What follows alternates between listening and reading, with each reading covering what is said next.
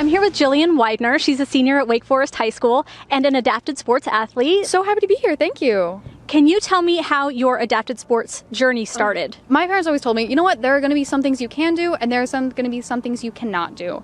And sports was just never really one of those things that I had any interest in or really was able to do. My former youth wheelchair basketball coach came to my school for a demonstration on disabilities and how to be inclusive. And he was like, hey, I really think you could roll with my guys and I think you could keep up. I would love you to come to practice one time. And I found something that I never really thought I wanted to do, but I found it and now I could do it and it changed everything. It was so much fun. So you had a pretty good support system then? It was so cool. I now play with my former youth coach on the adult team, which is really fun and it's really cool to see, and it's like watching him watch me grow up is really interesting. You say you do the wheelchair track for high school, but you're, pretty good, right? I have 7 state medals and I have set or reset 5 state records. And you don't technically compete against anybody, right? But you mentioned that might change? Yes, it's really sad. In my 3 years of doing it, even at states, I have had nobody to compete with in the 4A schools.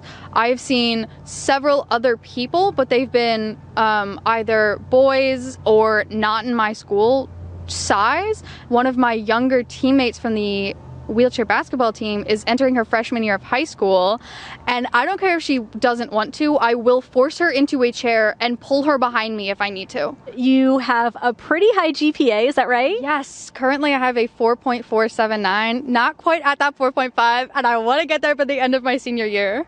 How do you juggle all of that? Because you said you're in clubs and everything too. What does a typical day look like and how do you juggle this? It's a bit of a struggle. My junior year was a little rough, as it is for everybody, but it's just a lot of, maybe not sleeping all that much during the week, but then crashing on the weekends. Can you talk a little bit about adapted sports in North Carolina and why you think that those sports are important? I really think that there should be more representation in North Carolina specifically. We already do have 2 fairly large adapted sports programs. We have the Charlotte Rolling Hornets in Charlotte, and then we have Bridge to Sports in the Raleigh-Durham area. I really think that in order to keep growing, we should pull in some more colleges, because currently the only 2 colleges around here that have adapted sports programs are Alabama and Illinois. It's really great, but it could be better, and I really hope to be able to see that one day. How would people get into wheelchair track or basketball? It's really just a matter of looking on the websites and looking at the guidelines, and there's a list of what disabilities are allowed and what qualifies you to be able to play. I saw some pictures of you with some of your teammates, and it looks like it's a pretty good community.